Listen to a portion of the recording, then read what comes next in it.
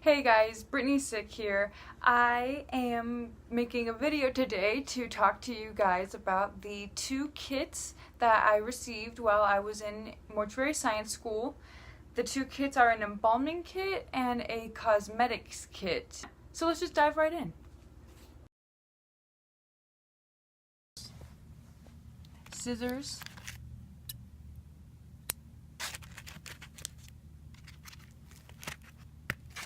Hemostats.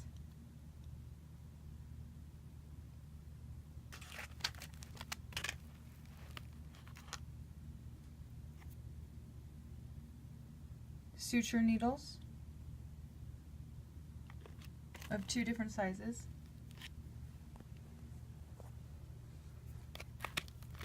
Arterial tubes of three different sizes, and these are vein drain tubes. A scalpel,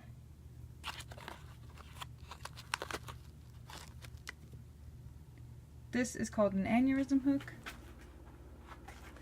You would take your scalpel and you would make an incision on the clavicle right about here, about a 3-inch wide incision, using the clavicle as a cutting board, and then that is when you're going to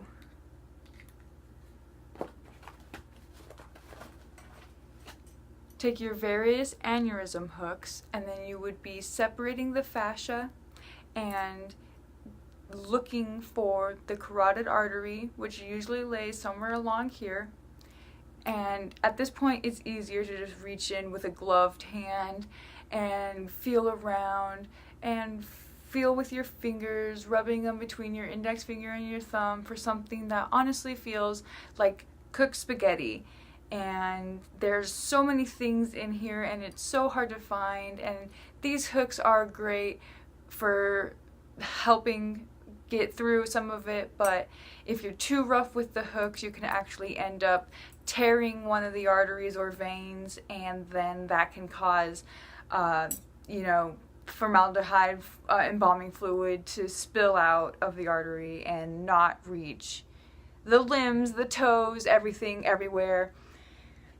And so once you have found the carotid artery, you would then take scissors, and usually you just take the vein and you just snip it and you bust it completely in half, and that allows the blood to flow out of the body nonstop.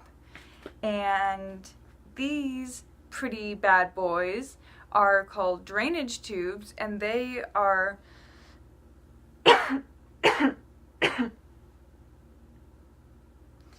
drainage tube's main purpose, the drainage tube's intended purpose is to be inserted into the vein for drainage, and this would be pulled back to open up the holes here.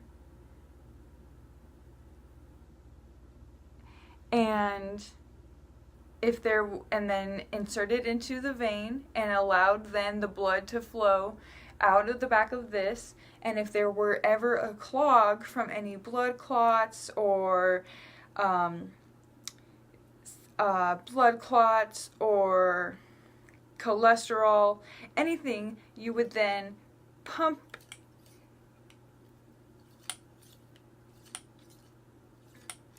to build pressure and to release any obstacles. I've never seen an embalmer that uses the drain tube, but that is hearsay. And then but the most important part here is the common carotid artery, if that is your artery of choice. You would then take the artery and take your scissors and barely snip the edge of it, just to create a little incision. And then you would take your cannula or your arterial tube, which would then be connected to a rubber tube that is connected to the embalming machine that is then filled with the formaldehyde, and it is the pump. And so when it reaches here, you would insert that into the little incision you made in the wall of the artery and down into the artery. And then to hold it in place through the entire process, which can take up to an hour and a half, 2 hours, you would take these, and they have the groove already for the arterial tube to fit in while it's in your artery.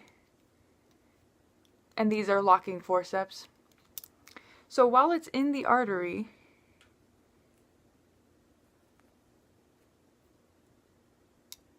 you are clamping this tube and securing it in place. And then embalming can begin. And it's a fairly simple process. It takes patience and it takes time, and the hardest part usually for me is raising the artery. And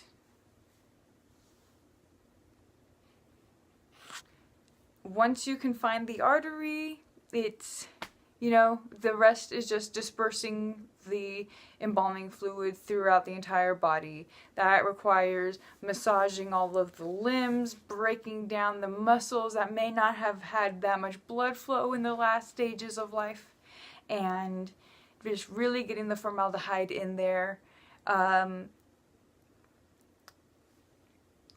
Feet, but most importantly in the hands and the face. And so once you have injected most of the formaldehyde into the body going down the common carotid artery, you would then turn off the machine, undo the hemostats, grab the cannula, and then put it up the common carotid artery for about a last 2 minutes, and let the machine run and just get the face nice and good, massage the face while you're doing all of that, and then voila, then you have a beautiful, healthy, clean, sanitary corpse, body, loved one, deceased, dead guy. So this is the cosmetic kit. And most of it is creams. All of these are creams. These are the only 3 liquid cosmetics. And these 2 things are waxes. There is a lip wax and a wound filler. And these would be used, the wound filler would be used to fill major repairs that have to be done on the face or hands, as gunshot wounds, lacerations, pretty much any wound on the face. And this would be used to do minor repairs on structures like lips, ears, nose, if maybe there was like some skin cancer, pox, anything that might need just a little touching up and smoothing out and filling. So this is a Dodge cosmetic kit, and these are all massage creams. These are complexion creams, aquachrome, Kalon, Calichrome. These are for rouging, so that's blush.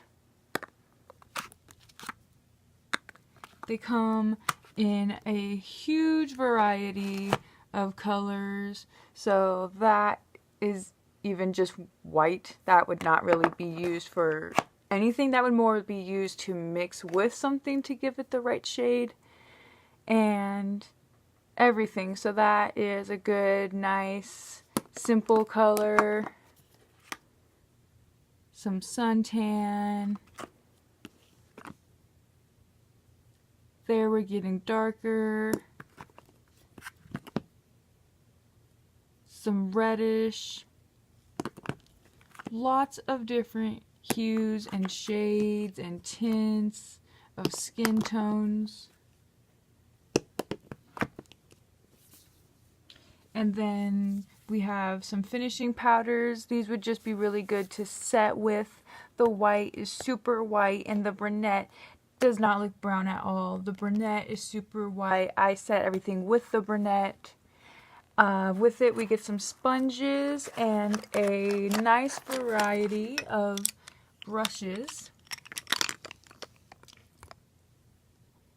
We have a concealer brush,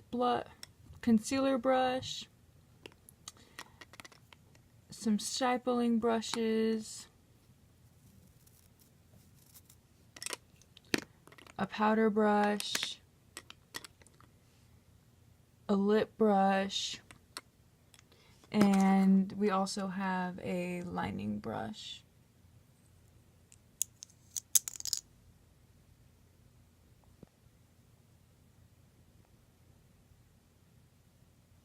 So, and along with that are some scissors, tweezers, and a spatula to assist with any waxing or any spreading of the makeup, just to help with anything that it can.